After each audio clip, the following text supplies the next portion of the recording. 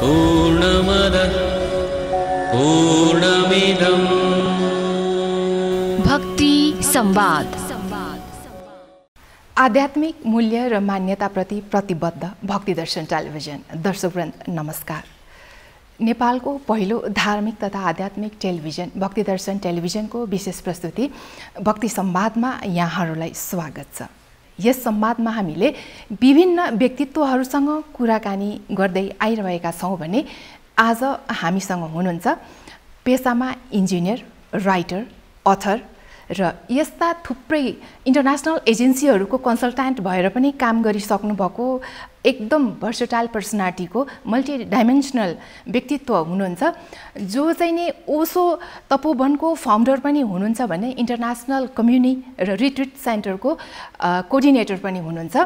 नेपाललाई विश्वको थुप्रै देशसम्म कुना कुनासम्म चिनाउनलाई उहाँको पनि थुप्रै योगदानहरू उहाँले दिँदै आउनु भएको छ। हामीसँग हुनुहुन्छ, उहाँलाई परिचय गराइराख्नु पर्ने जरुरी त छैन। तपोवन पोस्टको नाम लिने बित्तिकै उहाँलाई यहाँहरूले चिनि नै सक्नुभयो होला र पनि कार्यक्रमको सुरुवातमा म उहाँलाई इन्ट्रोड्युस गराउँछु। उहाँ हुनुहुन्छ बोधिसत्व स्वामी आनन्द अरुण। उहाँलाई कार्यक्रममा स्वागत गरौँ। हजुर नमस्कार। पूर्णमदः पूर्णमिदं भक्ति संवाद। अब म फेरि यहाँ हाम्रो ओशो रजनीशकै यहाँ कुरा गर्न आएँ। यहाँले ओशो रजनीशमा चारवटा व्यक्तित्व आयाम पाउनु भएको रहेछ। एउटा बुद्ध पाउनु भएको रहेछ, एउटा श्रीकृष्ण पाउनु भएको रहेछ, एउटा उपनिषदको पुरै जान्ने होइन उहाँलाई प्रपर ज्ञान ऋषिको त्यो छ भने एउटा गान्धीको पनि इन्फ्लुएन्स उहाँलाई पाउनु भएको रहेछ। भनेपछि एउटा व्यक्तिमा यति धेरै व्यक्तित्वले प्रभाव पार्नलाई कतिको सम्भव यहाँले देख्नुभयो? त्यही ओशोको त्यही विशेषता हो। ओशोको विशेषता के हो भने उहाँमा अब कृष्णको एउटा व्यक्तित्व छ। बडो उहाँ आनन्दित गुरु हुनुहुन्छ, बाँसुरी बजाउनुहुन्छ, प्रेम पनि गर्नुहुन्छ, अनेक उहाँको गोपीहरू पनि। अझै यहाँले त कार्ल मार्क्सको राडिकल होइन? यस, कार्ल मार्क्सभन्दा ओशो धेरै रेडिकल हुनुहुन्छ। यहाँ हाम्रा नेताहरूले कार्ल मार्क्स पढ्नु भएको छ, कार्ल मार्क्सलाई क्रान्तिकारी भन्नुहुन्छ, ओशोलाई पढ्नु भएकै छैन। मैले कार्ल मार्क्स पनि पढाएको छु, ओशो पनि पढाएको छु होइन। ओशो कार्ल मार्क्सभन्दा धेरै रेडिकल हुनुहुन्छ। किन अब एउटा त मलाई उदाहरण दिन्छु। हामीहरू कार्ल मार्क्सको परिकल्पना कम्युनको परिकल्पना हो, सामूहिक जीवन होस्, व्यक्तिगत सम्पत्ति नहोस् होइन। यो परिकल्पना हो। यो परिकल्पना कहीँ सफल भएन। रुसमा पनि फेल भयो, चिनमा पनि फेल भयो, कहीँ पनि कम्युन सक्सेसफुल भएन। हामी नेपालमा 30 वर्षदेखि कम्युन सक्सेस बनाएर बसिरहेका छौँ होइन। रजनीशपुरम अमेरिकामा हामीले बनाए कम्युन, 5000 मान्छे बस्थे त्यहाँ, 30,000 मान्छे आउँथे। त्यो एउटा कम्युन जसमा कसैको प्राइभेट प्रोपर्टी थिएन होइन, मनी फ्री सोसाइटी थियो, जो कार्ल मार्क्सको परिकल्पना हो होइन। उसको कार्ल मार्क्सको परिकल्पना के हो भने समाजवाद जब विकसित हुन्छ, राष्ट्रहरू विलिन हुन्छन्, धर्महरू विलिन हुन्छन्, मानवता नै धर्म हुन्छ र पृथ्वी नै राष्ट्रियता हुन्छ। हामी त्यो जिरहेका छौँ। कार्ल मार्क्सको आत्मा कहीँ छ भने अहिले तपोवन देखेर ऊ यति खुसी होला। सबभन्दा ठुलो मार्क्सिस्ट म आफूलाई ठान्छु। किन अरूले मार्क्सिस्टलाई आफ्नो पेसा बनाउनु भएको छ, मैले त्यसको आफ्नो जीवनमा उतार्नु जीवन पद्धति बनाएँ। मसँग यसको लाल पूजा त छैन नि, यहाँ ती मान्छे बसिरहेका छ, कोही यसको मालिक त छैन नि, कसैको अनुहारमा हेर्नु खुसी छ कि छैन। हामी एकै प्रकारको लुगा लगाउँछौँ, एकै प्रकारको खाना खान्छौँ, सँगै नाच्छौँ होइन। कुनै क्लास छैन। क्लासलेस सोसाइटी तपाईँ कम्युनिस्ट पार्टीमा छ भन्नुहोस् त, कति क्लास, वर्गमाथि वर्ग छ होइन, वर्ग छ, क्लास छ होइन। यहाँ हेर्नुहोस् त, एकै प्रकारका लुगा सबै लगाएछन्, एकै प्रकारका खाना खान्छन्, एकैसँगै नाच्छन्। को कुन जातिको हो, कुन धर्मको हो, कुन देशको हो। यति नेसनल इन्टिग्रेसनको तपाईँ क्षेत्र नेपालमा देखाउनुहोस् त, जहाँ मगर, तराईको मान्छे, थारू, मुस्लिम सँगै बसेर नाच्छन् र सँगै बसेर खान्छन् र कसैले थाहा पनि छैन कुन जातको को हो भनेर। यस्तो नेसनल इन्टिग्रेसन भएको एउटा इक्जाम्पल नेपालमा मलाई कहीँ अरू देखाउनुहोस्। यहाँले आफ्नो मोटोमै we provide the equal facility to the people to make them the individual differences भनेर पनि होइन। हाम्रो गुरुको के थियो भने उहाँको समाजवादको जुन परिकल्पना छ, विश्वको जुन भविष्यको परिकल्पना छ, त्यो के छ भने everybody should get equal opportunity to become unequal. Equal त हुनु सक्दैन सबै। कोही यहाँ गीत गाउँछन्, म गीत गाउन सक्दिनँ, म प्रवचन दिन्छु, अरूले प्रवचन दिन सक्दैन, होइन? कोही चाहिँ किचनमा राम्रो खाना बनाउँछ, होइन? यहाँ सबै विधालाई त्यतिकै सम्मान छ, होइन? जो बाथरुम सफा गर्ने व्यक्तिको पनि त्यतिकै सम्मान छ। हामीसँगै बसेर ऊ खान्छ, हामीसँगै नाच्छ, हामीसँगै झगडा गर, केही मेरो कुरा राम्रो लागेन भने ऊ भन्छ। यहाँ कुनै हायरार्की छैन, होइन? अब यो अनइक्वल बन्ने एटमोस्फियर, होइन? मतलब इक्वल अपर्च्युनिटी सबैलाई छ, तर इक्वल अपर्च्युनिटी भए पनि सबैजनाले कविता गर्न सक्दैन, सबैजनाले पेन्टिङ गर्न सक्दैन, सबैजनाले ध्यान गराउन सक्दैन।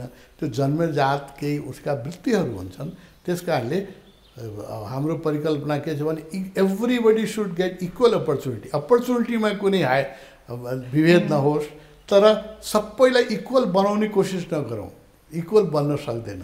विनोद चौधरीजीको जुन मेधा छ, उपेन्द्र महतोको जुन मेधा छ, त्यो हरेक नेपालीको हुन सक्दैन नि। उहाँ या जुन हाम्रो यहाँ ठुला ठुला व्यापारी जुन हुनुहुन्छ, ज्योति परिवार छ, होइन? अन्त साइन्टिफिकै प्रुभ भइसकेको रहेछ कि आइडेन्टिकल ट्विन पनि इक्वल हुँदैन। त्यस कारणले इकोनोमिकली इक्वल बनाउनेको पक्षमा हामी छैनौँ, यो सम्भव छैन, होइन? त्यो उनीहरूको मेधा प्रतिभा अनुसार उनीहरू अनइक्वलै हुन्छ, but they should get equal opportunity. त्यसमा एडुकेसनमा, उनीहरूको राजनीतिक पहुँचमा या कुनै उसमा त्यहाँ चाहिँ विभेद चाहिँ नहोस्, तर उसको संस्कार अनुसार। र हाम्रो जुन यो म तपाईँले भनिहालेँ, कार्ल मार्क्सको परिकल्पना कहीँ नेपालमा सफल भएको छ भने नेपालमा जुन हाम्रो कम्युनहरू छन् त्यसमै छ। कम्युनको परिकल्पना थियो नि कार्ल मार्क्सको, त्यो कम्युन यहाँ फर्स्ट आएको छ। अरू कार्ल मार्क्सले त प्राइभेट प्रोपर्टी नहोस्, होइन? ओसो त त्योभन्दा अलि माथि जानुभयो। कार्ल मार्क्सभन्दा पनि रेडिकल हुनुभयो। उहाँले त के भन्नु भने जबसम्म प्राइभेट फ्यामिली हुन्छ, विवाह हुन्छ, आफ्नो बिरीले जन्माएको सन्तानको लागि मान्छे धन लुकाएर पनि दिन्छ, होइन? उहाँले यहाँसम्म भन्नुभयो कि बिस्तारै म्यारेजै डिजल्भ हुनुपर्छ, होइन? सहजीवन हुनुपर्छ, लिभिङ। अब यो त कार्ल मार्क्सको परिकल्पनाभन्दा माथिको हो, होइन? त्यो रुसमा पनि हामी गइरहेका छौँ, कम्युनिस्ट कन्ट्री हामी जान्छौँ, साधना गराउँछौँ, त्यहाँ पनि कम्युनहरूको हिस्ट्री हामी हेर्छौँ। उहाँहरूको कम्युनहरूमा बडो टर्चर थियो, त्यस कारणले कम्युनहरू फेल भयो, होइन? सक्सेसफुल भएन। हामीले त 30 वर्षदेखि सक्सेसफुल ह्याप्पी कम्युन बनाएर देखाइदिएका छौँ, where people are happy, people are willing to come from all over the world, होइन? त्यस कारणले कार्ल मार्क्सको जुन प्रयोगशाला सफल भएको त ओसोको कम्युनहरूमा छ। नेपालमा हाम्रो धेरै कम्युन, 12-15वटा कम्युन छ, त्यहाँ कसैको प्राइभेट प्रोपर्टी छैन। र कसलाई छुट्याउन सक्नुहुन्न, को मान्छे कुन जातको, कुन धर्मको, कति पढाएको छ, होइन? कुन परिवारबाट आएको छ। इक्वालिटी परिकल्पनामा मात्रै रह्यो, मेनिफेस्टोमा, कम्युनिस्ट पार्टीको मेनिफेस्टोमा मात्रै रह्यो। हामीले त्यसलाई प्रयोगमा ल्याएर जिएर देखाइदिए। त्यस कारणले कार्ल मार्क्सको म बराबर भन्छु, कार्ल मार्क्सको आत्मा कहीँ छ भने ऊ तपवन देखेर बडो खुसी होला। अनि स्वामीजी, यहाँ आफैले पनि आफ्नो नामको अगाडि बोधिसत्व भनेर लगाउनु भएको छ, होइन? राख्नु भएको छ भनेपछि हाम्रो ओसोको हरेक एक्टिभिटिजमा, हरेक स्पिचमा, हरेक प्रवचनमा चाहिँ बुद्ध काहीँ न काहीँ लिङ्क हुने भएको छ। यसको बारेमा पनि हाम्रो दर्शकहरूलाई अलिकति क्लियर। एउटा त भनौँ, मैले आफ्नो नामको अगाडि बोधिसत्व लगाएको होइन। ओसोले 1984मा केही मित्रहरूलाई उसको ध्यानको स्थिति देखेर केही दिनुभएको थियो, अनि पदहरू दिनुभएको थियो। मलाई पनि ओसोको मिस्ट्री स्कुलको डाइरेक्टर पनि बनाउनु भयो, आचार्य पनि बनाउनु भयो ओसोको दर्शनको, र मलाई बोधिसत्व उहाँले घोषणा गर्नु। बोधिसत्वको मतलब के हो अलिकति बुझ्नुपर्छ। बोधिसत्वको मतलब कुनै बहुत ठुलो मान्छे होइन। बोधिसत्वको मतलब हो those who are qualified for enlightenment, होइन? इन्लाइटेन होइन, हामी बुद्ध होइन। त भगवान्ले के भन्नुभयो, those who are qualified for enlightenment, र जो यही जन्ममा बुद्ध बन्छ। अब मलाई अर्को जन्म दिनु पर्दैन, मलाई यो विश्वास भइसक्यो। गुरुले त 84मै घोषणा गर्नुभयो। मलाई त्यसमा विश्वास गर्नलाई 30-35 वर्ष लाग्यो। त्यो भनेको कुरा पनि विश्वास हुँदैन नि, कि अब मैले जन्म लिनु पर्दैन, मेरो लास्ट लाइफ हो, यो जन्ममा म निर्वाण प्राप्त गरेर मर्छु, होइन। त्यसलाई हामीले बोधिसत्व भन्छौँ। अरूले बोधिसत्वको मतलब यो बुझ्छ कि बुद्ध हामी होइन, we are qualified for sent up candidate भन्छ नि हामीले, त्यसै we are sent up candidate. म मात्रै होइन, धेरैले घोषणा गर्नुभएको थियो उहाँले। त्यस कारणले मैले आफूलाई म आफूलाई त स्वामी आनन्दहरू नै भन्छु, तर ओशोले केही व्यक्तिलाई डिक्लेयर गर्नुभएको थियो र त्यो मलाई याद दिलाउनलाई पनि कि यो मेरो अन्तिम जन्म हो, मैले आफ्ना सबै वासना इच्छा तृष्णा पुरा गरिलिनुपर्छ। अब फेरि यो पृथ्वीमा दुःख झेल्नलाई आउनुपर्ने छैन। त्यस कारणले यस विषयमा याद गर्नलाई र यो दिशामा सदैव जागिरा, बिहान बेलुका दिउँसो म यही चिन्तामा हुन्छु कि भगवान्ले जुन परिकल्पना गर्नुभएको छ त्यो निर्वाण मैले प्राप्त गरौँ, छिटोदेखि छिटो गरौँ। मैले मात्र प्राप्त नगरौँ, मेरा जुन हजारौँ मसँग जोडेका लाखौँ भइसक्यो अहिले त मसँग जोडेका जो यो पथका पथिक छन् उनीहरूलाई पनि निर्वाणको सुख दिउँ। निर्वाणको सुखभन्दा बुद्धले भन्नुभएको ठुलो सुख केही छैन, होइन।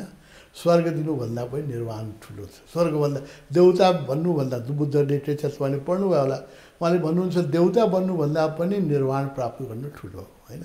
अब त्यो ठुलो स्थिति मैले मात्रै प्राप्त नगरौँ, मेरा नेपाली मात्रै होइन, मेरा विश्वमा फैलिएका मेरा जो को ट्राभलर छन् उनीहरूलाई मलाई गुरुले यो स्टेजसम्म ल्याउनु भयो, अगाडि पनि गाइड गरिराख्नु भएको छ। मेरो ड्युटी के छ भने आई हेभ टु सेयर उहाँको जुन लभ मलाई दिनुभयो, जुन गाइडेन्स मलाई दिनुभयो। धेरै यिनीहरूले कसैले गुरुलाई देखाएको छैन, उसोलाई मलाई देखाएको छ। मलाई नै आशाको केन्द्र, यिनीहरूको आशाको केन्द्र म हुँ। म फेल भयो भने सबै फेल हुन्छ, म सक्सेसफुल भयो भने यिनीहरूको सक्सेस पनि ग्यारेन्टेड हुन्छ। त्यो मेरो गहिरो जिम्मेवारी छ। मैले यो जीवनमा निर्वाण प्राप्त गर्नु छ र मैले मात्रै प्राप्त गर्नु छैन, मैले धेरै व्यक्तिलाई निर्वाणको पथमा चाहिँ गाइड गर्नु छ। अब मैले यहाँ फेरि आध्यात्मिकै कुरा जोड्न चाहेँ ओशो रजनीशको फिलोसोफीसँग। उहाँले चाहिँ नि अध्यात्म सफल हुनलाई मटेरियलिस्टिक पनि हुन पर्यो, होइन, स्पिरिचुअल पनि हुनु पर्यो। दुईवटा प्यारलल बिट्विन बराबरी गयो भने अनि मात्रै मान्छेले इनलाइट हुनसक्छ। स्पिरिचुअलिटी के हो, मान्छेले खोजेको पिस चाहिँ दुईवटाको ब्यालेन्स भयो भने मात्रै पाउन सक्छ भनेर यहाँले पनि भन्दै आउनु भएको छ। यसको बारेमा अलिकति क्लियर गरिदिनु। यही कुरामा रचनाजी, यसै कारणले म भन्छु ओशोलाई मार्क्सभन्दा पनि ठुलो रेडिकल, ठुलो समाजसेवी म मान्छु। किनभने कार्ल मार्क्सलाई राम्रो अध्यात्मको एक्सपोजर थिएन। ऊ पश्चिममा जन्मियो, होइन, पश्चिममै हुर्कियो। उसको एक्सपोजर के थियो भने क्रिस्चियनिटीको एक्सपोजर थियो, यहुदी धर्मको एक्सपोजर थियो र अलिकति इस्लामको एक्सपोजर थियो। न उसलाई बुद्ध धर्मको एक्सपोजर थियो, न उसलाई चाहिँ हिन्दू धर्मको एक्सपोजर थियो, न सिख धर्मको एक्सपोजर थियो, न ताओ धर्म। उसलाई जुन इष्टका जो विशिष्ट धर्महरू छन्, उपनिषदको बुद्धका धम्मपदको अध्ययन थिएन उसँग, होइन। त्यसले पश्चिमीय धर्ममा जुन उसले वितण्डा देख्यो, जुन उसले धर्ममा शोषण देख्यो र पाखण्ड देख्यो, त्यसले उसले भन्यो कि धर्म चाहिँ पोइजन हो, religion is a poison and it is a यो के अफिम हो, अफिमको नसा हो। इट इज धर्मले नै क्रान्ति हुन दिँदैन र यो शोषणका अस्त्रहरू हुन्। उसको अध्ययन पूर्वीय बुद्ध धर्मको भइदियो भए त्यो बोल्थेन। लास्टमा मार्क्सले अलिअलि बुद्ध धर्म पढ्यो र उसले एक दुई ठाउँमा बोले पनि छ कि बुद्ध जस्तो धर्म छ भने, बुद्धको शिक्षणमा आधारित धर्म छ भने म बुद्ध धर्मको विरोधी होइन भने एक दुई ठाउँमा बोलेको छ। उसको बुद्ध धर्मको अध्ययन भएन, उसको खालि समाजशास्त्रको, इकोनोमिक्सको र पश्चिमी जगतमा धर्मले मचाएको अत्याचारको अध्ययन थियो उसँग। त उसले उपनिषदको अध्ययन थिएन, भागवत गीताको अध्ययन थिएन, अष्टावक्र महागीताको अध्ययन थिएन। ओशोलाई दुइटै अध्ययन छ। ओशोलाई कार्ल मार्क्सको पनि अध्ययन छ, इकोनोमिक्सको पनि अध्ययन छ र बुद्धकोलाई बुझ्नु भएको छ। त्यसलाई हामीले उहाँले एउटा दर्शन दिनुभयो, त्यसको नाम हो जोरवादी बुद्ध। जोरा भने मेटेरियल लाइफ पनि एकदम सक्सेसफुल हुनुपर्छ। उहाँ चाहिँ पलायनवादी होइन, लङ्गोटी लगाएर जङ्गलमा गुफामा बस्ने उहाँको शिक्षण छैन। मलाई इन्जिनियरिङमा उहाँले सक्सेसफुल इन्जिनियर बनाएरै छाड्नुभयो। मैले छोड्न चाहन्थेँ प्रोफेसन, कहिले पढ्नै चाहन्थेँ, कलेजै छोड्न चाहन्थेँ, कलेज छोड्न दिनु भएन उहाँले। प्रोफेसनमा आएपछि म अब के इन्जिनियरिङ गर्ने मलाई मजै लाग्दैन, तपाईँसँग बस्न दिनुहोस् भने होइन, you have to prove a successful engineer. मलाई एउटा सक्सेसफुल इन्जिनियर बनाएर उहाँले ध्यान पनि गराउँ, प्रोफेसन पनि चलाऊ। भौतिक जगतमा पनि हामी आत्मनिर्भर हुनुपर्छ, मागेर खान नपरोस्, कसैमाथि आर्थिक रूपले हामी बोझ नबनाउँ। यो उहाँको दृष्टि थियो र उहाँका आश्रमहरू भौतिक रूपले पनि सुन्दर हुन्छ। हेर्नुहोस् न, हामी झोपडीमा बस्दैनौँ नि, होइन, जो भौतिक रूपले पनि सुन्दर हुन्छ, सम्पन्न हुन्छ। यो उहाँको कार्ल मार्क्सभन्दा पनि अगाडिको अब यो मान्छेले पढ्दैन, त्यस कारणले अब मैले के गरौँ, ओशोले पढ्यो भने उसले बुझ्छ he is a revise edition of Karl मार्क्सको, enlarge and revise edition. Karl मार्क्सलाई अध्यात्मको दुर्भाग्यवश एक्सपोजर भएन, उसलाई समाजशास्त्रको इकोनोमिक्सको ठुलो ज्ञान थियो, तर ताओइजम पढ्न सकेन, उसले बुद्धिज्म पढ्न सकेन, उपनिषद कठोपनिषद पढ्न, अष्टावक्र मागिदा पढ्न सकेन। त्यो ओशोमा यो दुइटै छ। त्यस कारण Osho is Karl Marx plus Buddha, यो दुईवटा जोडको यो हो। अब स्वामीजी, एउटा व्यक्तित्व विकास गर्न होलिस्टिक लाइफ अप्रोचको लागि चाहिँ नै अब मटेरियल र स्पिरिचुअलले मात्र भएन, एउटा पर्सनालिटी डेभलपमेन्टको लागि सोसल पनि चाहियो, मोरल पनि चाहियो, स्पिरिचुअल पनि चाहियो, मटेरियल पनि चाहियो, होइन? त्यसको लागि त हामीले अर्न गर्न पनि पर्यो नि त। जरुर होइन, गर्नु पर्यो भने त अब जसको फ्यामिलीहरू रिच हुनुहुन्छ उनीहरूले त आफ्नो बालबच्चालाई पढाउने भए, जो हामी अन्डर क्लासकोहरू हुनुहुन्छ उहाँले त अब त्यसो भए त यो आध्यात्मिक सुख त पाउनुहुन्न कि के हो, होइन? एउटा प्रतिभाशाली व्यक्ति, मेधावी व्यक्तिहरू धेरै रिच फ्यामिलीमा पैदा हुँदैन। तपाईँ हेर्नुहोस् न, धेरै रिच फ्यामिलीका बच्चाहरूलाई जीवनदेखि नै सङ्घर्ष गर्नु पर्दैन, च्यालेन्जेस हुँदैन। त्यस कारणले कार्ल मार्क्स जस्तो व्यक्ति या ओशो जस्तो व्यक्ति बिलियनरको घरमा पैदा हुँदैन कहिले पनि, होइन? उनीहरू चाहिँ मिडल क्लासमा पैदा हुन्छ। जिनियस जो हो, होइन, आइन्स्टाइन जस्तो व्यक्ति, न्युटन जस्तो व्यक्ति, त्यो चाहिँ खरबपतिको परिवारमा जन्मिँदैन कहिले। त देखाउनुहोस् न एउटा इक्जाम्पल पनि, होइन? त्यो सङ्घर्ष गरेरै जुन मिडल क्लासमा जो मान्छेले सङ्घर्ष गर्छ, मिडल क्लासमा जिनियसहरू जन्मिन्छ, धेरै जिनियसहरू जन्मिन्छ। त्यस कारणले हामीले चाहिँ ओशो बन्नलाई या कार्ल मार्क्स बन्नलाई या आइन्स्टाइन बन्नलाई खरबपति परिवारमा जन्मिनु जरुरी छैन। हामी जहाँ छौँ त्यहीँबाट बन्न सक्छौँ, किनभने जसको जीवनमा जति बढी च्यालेन्ज हुन्छ, जति सङ्घर्ष हुन्छ, त्यति नै त्यो व्यक्ति निखरेर आउँछ, त्यतिकै त्यो व्यक्ति विकसित भएर आउँछ, राम्रो भएर आउँछ।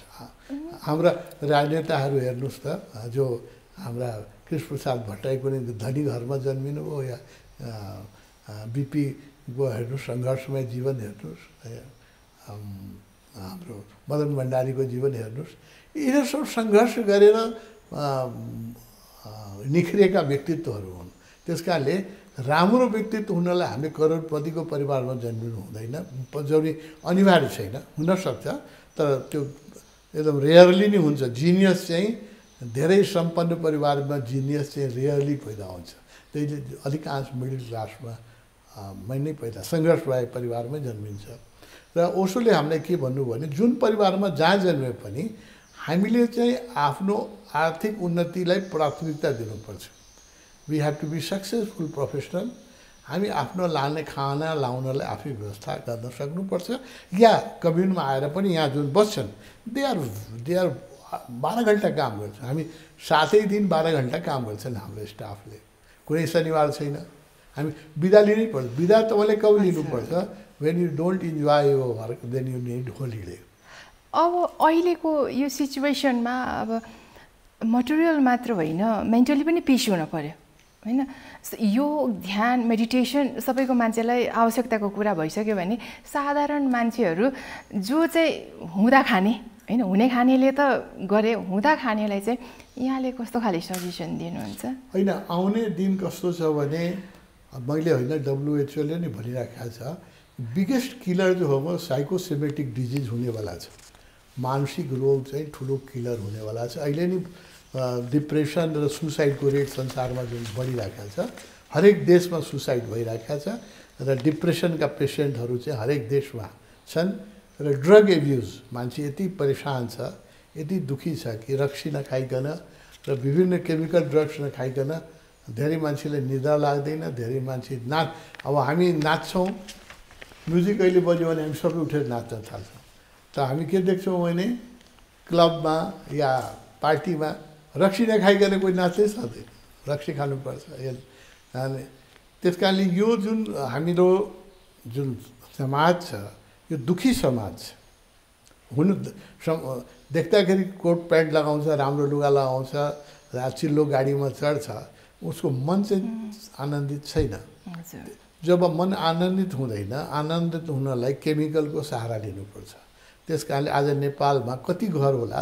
जो हुने खानेको घर तपाईँले गर्नुभयो हुने खाने कति मान्छे होला जो दिनभरि काम गरेर राति आएर घरमा शान्तिसँग सुत्न सक्छ उसले रक्सी खानै पर्छ 75% मैले हुने खाने परिवारमै घुमिराखेको छु देखिराखेको छु घरमा जान साथै स्वागत गर्ने कसरी हो भने विस्कीबाट बियरबाट स्वागत गर्ने होइन हुने खानेको घरमा र एक दुई पेग नखाइकन मान्छे आफ्नो स्ट्रेस बिर्सिन सक्दैन त्यसलाई पनि नराम्रो भन्दिनँ विरोधी होइन त्यसको म मान्छेमा यति स्ट्रेस छ म त यति भन्छु कि गाँजाको खेती पनि मैले मेरो प्रवचनमा सुन्नु होला गाँजाको खेती पनि नेपालमा वैधानिक गर्नुपर्छ किन मान्छे मर्छ नत्र सबैले ध्यान गर्दैन नि सबैले तपाईँको भक्ति च्यानल कतिजनाले हेर्छ अधिकांश व्यक्तिले त त्यो इन्टरटेनमेन्ट च्यानलहरू हेर्छ बच्चाहरूले चाहिँ त्यो खालि तपाईँको कार्टुन हेर्छ र 90% जुन मान्छेको इन्ट्रेस्ट छ या त भाइलेन्स हुनु पऱ्यो या सेक्स हुनु पऱ्यो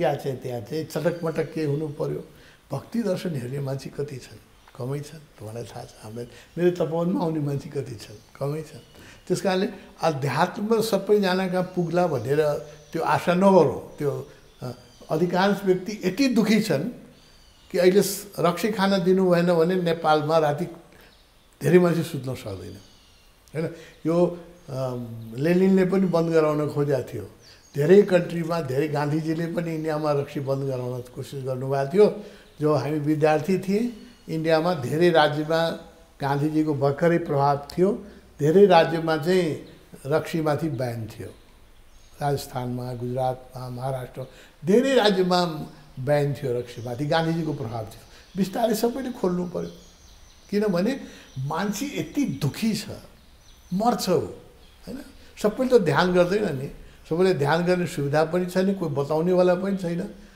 टेन्सन यति छ यति टेन्सन छ यति गरेर त मान्छेमा यति तनाव छ कि हरेक 20 सेकेन्डमा अहिले मान्छे एउटाले सुसाइड गरिरहेको छ हुने खानेले गरिरहेका छ फिल्मका हेर्नुहोस् न कत्रा कत्रा फिल्मका हस्तीहरूले सुसाइड गरिरहेका छन् ब्याङ्कका मालिकहरूले सुसाइड गरिरहेका छन् एयरलाइन्स चलाउने मालिकहरूले सुसाइड गरिरहेका छन् अमेरिकामा जो सुसाइडहरू भइरहेका छ हरेक 11 मिनटमा अमेरिकामा एउटा सुसाइड हुन्छ त्यो सबै खरबपतिहरूको हुन्छ गरिबको हुँदैन हैन खरबपति पैसा भएर पनि मान्छे बाँच्न सकिरहेको छैन इन्डियामा हरेक 2 मिनटमा एकजनाले सुसाइड गर्छ हैन वर्ल्डमा 20 सेकेन्डमा अहिले सुसाइड भइरहेको छ यो कसको उपाय के छ त्यस कारणले रक्सी त खान दिनुपर्छ म त यसको गाँजाको पक्षमा छु मान्छेलाई मर्न दिनुभन्दा त बाँच्न दिनु पऱ्यो नि हाँस्न त दिनु पऱ्यो उसले एडजस्ट गर्न दिनु पऱ्यो अब सकभर ध्यान गऱ्यो भने त कुनै चिज खानै पर्दैन हामी ध्यान गरेपछि हाम्रो 24 घन्टा नसा लागे जस्तो हुन्छ हामी लागु पदार्थ खाए जस्तै हाम्रो आँखा हुन्छ हाम्रो मस्ती हुन्छ हैन 24 घन्टा किनभने लागु पदार्थ खाएर के हुन्छ शरीरमा विभिन्न ग्ल्यान्ड्सबाट विभिन्न प्रकारको रस निस्किन्छ हैन जसलाई हामीले विभिन्न नामहरू दिएका छौँ त्यो निस्किन्छ विभिन्न ग्ल्यान्ड्सहरूबाट निस्किन्छ रक्सी खाएपछि एकछिनको लागि त्यो नामहरू म नजाउँ एकछिन नाम त्यो निस्किएपछि मान्छेले शान्ति मिल्छ आनन्द मिल्छ त्यो ध्यानबाट पनि त्यही हुन्छ पिनियल ग्ल्यान्ड छ हाम्रो होइन यहाँ थर्ड आई सेन्टरमा ध्यान गर्नु हो भने यसले यति राम्रो हार्मोन रिलिज गर्छ एकदम अलिकति एक थोपाको पनि कम यसले यति मिठो हार्मोन रिलिज गर्छ कि तपाईँले स्वर्गमा पुर्याइदिन्छ यसले होइन किन रक्सी खानु पर्यो सबै त आनन्दकै लागि नै गर्छन् मान्छेले जब तपाईँको भित्रैबाट आनन्द लिन सक्नुहुन्छ अनि बाहिरबाट केमिकल सहारा किन लिनु पर्यो तर ध्यान गर्ने मान्छेलाई कुनै पनि लागु पदार्थको कहिले पनि आवश्यकता पर्दैन, मासुको आवश्यकता पर्दैन। हामीलाई आनन्दित हुनलाई न धेरै पैसा चाहिन्छ, न धेरै होटलमा खानुपर्छ, न धेरै लुगा लगाउनुपर्छ। हामी यसैमा आनन्दित छौँ। तर सबै मान्छे यसमा आनन्दित हुन सक्दैन। उनीहरूको लागि गाँजा पनि खान दिनुपर्छ, रक्सी पनि खान दिनुपर्छ भन्ने मेरो उदार दृष्टिकोण। डिपेन्ड अन द कन्डिसन भनेर उनीहरू मर्छ नत्र मर्छ, सुसाइड गर्छ। यति दुःख त्यो संसारको दुःख हेर्नुहुन्छ, घर घरमा गएर हेर्नुहोस् न, कहीँ शान्ति छ। र जसलाई तपाईँ धेरै सक्सेसफुल मान्छे ठान्नुहुन्छ त्यसको व्यक्तिगत जीवन हेर्नुहोस् न। स्वामीजी, मैले एउटा चाहिँ यो धेरै नै सबैले भोगेको कुरा होइन, हरेकलाई हरेकसँग इगो होइन, तर स्पिरिचुअल कच्योर इगो भनेर भन्छ। तर हाम्रो नेपाली उखानमा चाहिँ सर्पको छोरालाई बिख र नेपालीको होइन छोरालाई इख नभइकन त कसरी हुन्छ र, हुनैपर्छ भन्ने छ। यसलाई यो भनाइलाई स्वामीजीले कसरी तोड्नुहुन्छ? भने त्यो गलत व्याख्या भयो। एउटा आत्मसम्मान त व्यक्तिमा हुनुपर्छ होइन, सेल्फ रेस्पेक्ट हुनुपर्छ। मलाई कसैले अपमानित गर्यो भने त्यो सहनु हुँदैन, यति त हामीमा हुनुपर्छ। तर अहङ्कार चाहिँ होइन, अहङ्कार चाहिँ बिख हो होइन। इगो यो संसारको सबै समस्याको जडोमा अहङ्कार छ, इगो छ। यो संसारमा जतिहरू कसैलाई पोलिटिकल इगो छ होइन, कसैलाई नेसनल इगो छ, कसैलाई रिलिजियस इगो छ। मेरै धर्म सबभन्दा राम्रो छ, मेरै धर्म बाहेक अरू धर्म नष्ट हुनुपर्छ, मेरो पार्टी बाहेक अरू पार्टी मात्र होइन, त्यो पार्टीमा पनि मेरो गुटमा पनि मेरो उपगुट त्यो सबभन्दा राम्रो छ होइन। यो अहङ्कार हो, यो इगो हो। यसैले संसारलाई नर्क बनाइराखेको छ। यो संसार स्वर्ग हो। हेर्नुहोस् त, पृथ्वी कस्तो सुन्दर छ। चराचुरुङ्गीलाई हेर्नुहोस् त, कति आनन्दले उडिराखेको छ आकाशमा। मान्छेको अनुहार हेर्नुहोस् त, कसैको अनुहारमा आनन्द देख्नु। यहाँबाट बालाजु कटेर जानुहोस् त तपाईँ, सबैको अनुहार कति दुःखी देखिन्छ। किन? Only because of ego. यो इगोले स्वर्गलाई नर्क बनायो। हामी यो इगोको अपरेसन गर्छौँ। ध्यानबाट दीक्षा दिएर सन्यास हामी भन्छौँ। दीक्षा दिएर सन्यास हाम्रो के हो? इगोको अपरेसन हो। हामी त्यसलाई साधारण मान्छे बनाइदिन्छौँ। उनीहरूलाई के भन्छौँ भने to be ordinary is the most extraordinary quality.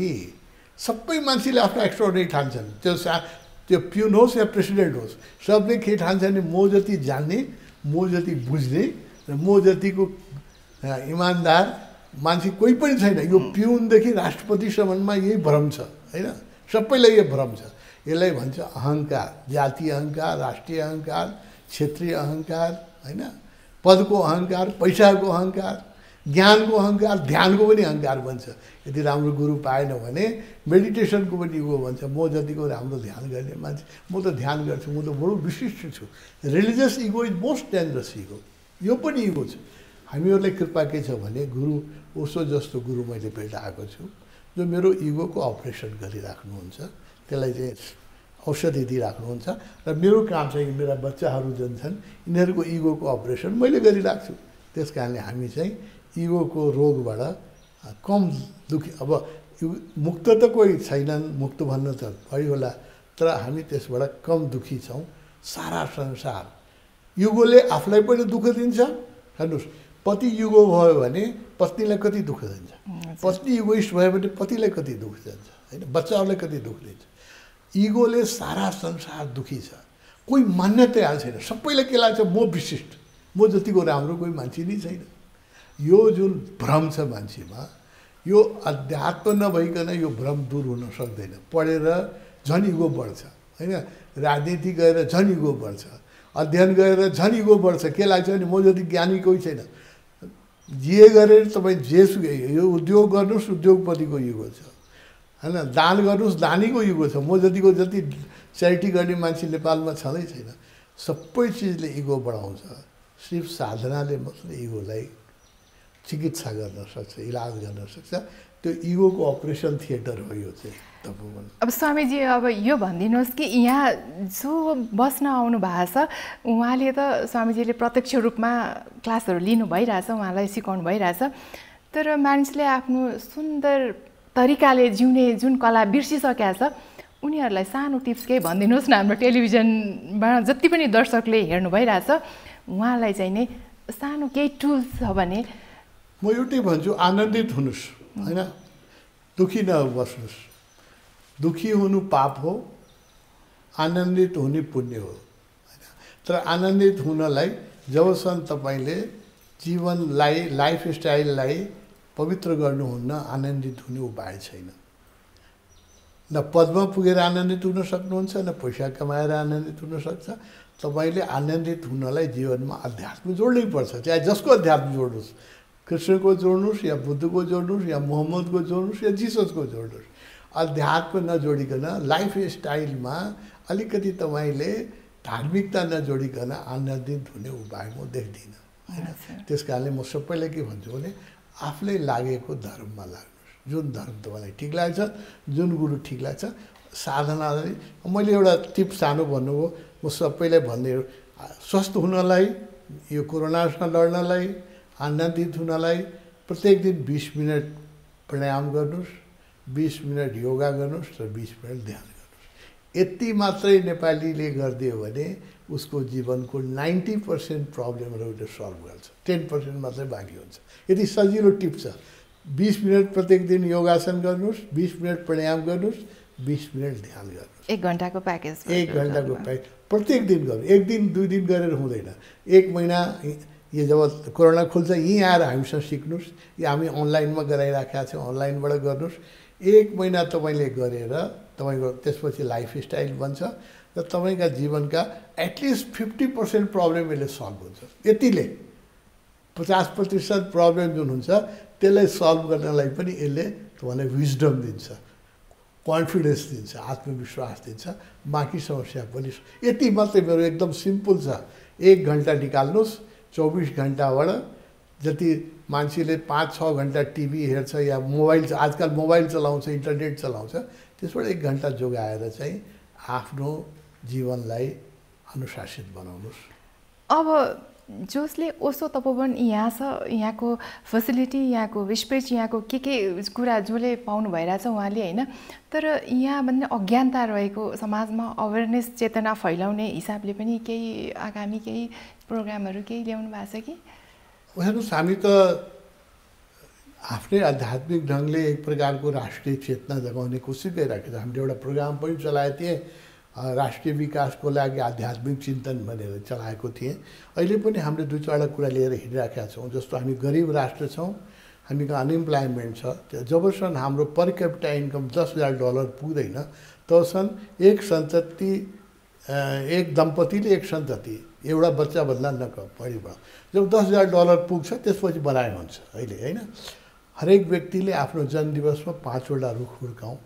नेपालमा एक दिन 60% ग्रिन कभरेज थियो, अहिले घटेर त्यो 20-22%मा आइसकेको छ। एक्चुअलीमा डाटामा त धेरै देखाइन्छ, तर त्यो एक्चुअलमा छैन। हरेक व्यक्तिले 5 वटा रुख जोगाउँ होइन, र एउटा सन्ततिभन्दा बढी पैदा नगरौँ, र 20 मिनट योगा गरौँ, 20 मिनट ध्यान गरौँ, र 20 मिनट प्राणायाम गरौँ। हामीले नारा लिएर विश्वभरि घुमिरहेका छौँ। नेपालमा बुद्ध जयन्तीको दिनलाई ध्यान दिवसको रूपमा, राष्ट्रिय ध्यान दिवसको रूपमा मनाउँ र ध्यानलाई पनि प्रतिष्ठित गरौँ। नेपाललाई आध्यात्मिक राजधानी बनाउँ विश्वको, होइन, बन्न सक्छ। प्रकृतिले बनाएकै हो। हिमालको यो जुन खण्ड छ, यसको जियोग्राफी यस्तो छ कि यहाँ आएपछि मान्छेलाई आफै ध्यान लाग्छ, आफै मान्न आनन्दित, केही गर्नै पर्दैन। किन ट्रेकिङ गर्न यति मान्छे आइरहेका छन्? आउन साथै उसलाई आनन्द मिल्छ। नेचुरल मेडिटेसन भइराखेको ठाउँमा अलिकति ध्यानको सुविधा, ध्यानका दिवस एउटा मनाउँ र नेपाललाई नि मेडिटेसन क्यापिटल बनाउँ। मैले चाहिँ नि दर्शकवृन्द यहाँ थुप्रै ओसोको आदर्शको कुराहरू, उहाँको फिलोसफीको कुराहरू भइरहँदा स्वामीजीको पर्सनल कुराहरूसँग पनि मलाई अलिकति इन्ट्रेस्ट भएर मैले उहाँसँग फेरि यो जिज्ञासा राखेँ कि यहाँ आर्किटेक्ट इन्जिनियर भएर थुप्रै वर्ष बिताउनु भयो, अब अहिले आएर जनजनको मानिसको इनर इन्जिनियरिङ हुनुभएको छ होइन, यहाँलाई यसको अनुभूति कस्तो रह्यो त? हाम्रो दर्शकहरूलाई पनि अलिकति सेयर गरिदिनुहोस् न। होइन, इन्जिनियरिङ हुँदाखेरि पनि घर बनाउँदाखेरि बडा आनन्द आउँछ। जब हामी नक्सा बनाउँछौँ र घर जस्तो यो ध्यान कक्षी बन्यो, म यति इन्जोय गर्छु। यो म तपाईँलाई बार भनिराखेको छु नि, म यति इन्जोय गर्छु होइन, because we have created something beautiful nature. त्यस कारणले जब हामी एउटा घर सुन्दर बनाउँछौँ, दृश्य सुन्दर बनाउँछु भने यति खुसी लाग्छ भने एउटा राम्रो मान्छे बनाउँदाखेरि त्योभन्दा बढी खुसी लाग्छ होइन। त्यसैले आफू पनि राम्रो बनाऊ। सौन्दर्य लाइफमा हरेक ठाउँमा एउटा एस्थेटिक सेन्स आओस्। बोल्दाखेरि कसैसँग झड्केर नबोलौँ, लुगा लाउँदाखेरि चटक्क मिलेको लुगा लगाऊँ, खाँदाखेरि पनि राम्रो खाना खाऊँ होइन। हरेक ठाउँमा एउटा सौन्दर्य बोध होस्, ए टच अफ एस्थेटिक्स होस् नेपालीको जीवनमा भन्ने। स्वामीजी, अब जाँदा जाँदै हाम्रो दर्शकहरूलाई यहाँले दिनुपर्ने स्पेसल म्यासेज केही छ भने यसो दिनुहोस् न। म सबैलाई के भन्छु भने हाम्रो भित्रै परमात्मा छ, हाम्रै भित्रै सुखको ठुलो मुहान छ। हामी बाहिर सुख खोजिराख्छौँ, जिन्दगीभर भेटाउँदैनौँ होइन। बाहिर पनि सक्सेसफुल हौँ प्रोफेसनमा र 1 घन्टा आफूलाई निकालौँ भित्रको खजाना खोज्नलाई। हामी सबैलाई परमात्माले ठुलो सम्पदा दिएर पैदा गरेको हो। हामी भविष्यका बुद्ध हौँ। बुद्ध र हामीमा यति मात्रै अन्तर छ कि हामी बाहिर खोजिराखेका छौँ, बुद्धले भित्र खोज्नु। लिएरै जन्मिनु भएको छ तपाईँले, कसैले दिनु पर्दैन, सिर्फ आँखा चिम्लिनुपर्छ। यो आँखा चिम्लिने विज्ञानलाई ध्यान भन्छ। हरेक व्यक्ति नेपालीको जीवनमा ध्यान आओस् 1 घन्टाको। मैले भने योग प्राणायाम सबै नेपालीको जीवनमा आओस्। नेपालीको अनुहारमा अहिले पनि मुस्कान छ। Nepali smile is famous in the world. यो मुस्कान नहराओस्। भौतिक विकासले यो हराइरहेछ, पोलिटिकल झगडाले यो हराइराखेको छ, अहङ्कारले हराइराखेको छ। यो नेपाली मुस्कानलाई जोगाउँ, नेपाली सिम्प्लिसिटीलाई जोगाउँ, नेपालको प्राकृतिक सौन्दर्यतालाई जोगाउँ। परमात्माले हामीलाई दिया छ, जोगाउन सक्यो भने पनि काफी छ। हजुर स्वामीजी, यहाँलाई पनि धेरै धेरै धन्यवाद। दर्शकवृन्द, कार्यक्रमको अन्तमा छौँ हामी। यो कार्यक्रमको लागि तपोवनबाट सिधै यहाँ स्वामीजीसँग स्वामी आनन्द अरुणसँग कुराकानीमा यहाँहरूलाई देखाइरहेको थियो। उहाँले दिनुभएको टिप्स, यो ध्यान जुन 20 मिनटको उहाँले दिनुभएको छ, अहिलेको यो पेन्डेमिक सिचुएसनमा चाहिँ यहाँहरूलाई उहाँको टिप्सले अत्यन्तै सहयोग गर्ने छ भन्ने हामीले आशा गरेको छौँ। कार्यक्रमको अन्तमा छौँ। अर्को हप्तामा उहाँ जस्तै व्यक्तित्व लिएर हामी फेरि भक्तिदर्शन टेलिभिजनको यस भक्ति संवाद कार्यक्रममा आउनेछौँ। आज्ञा दिनुहोस्। नमस्ते।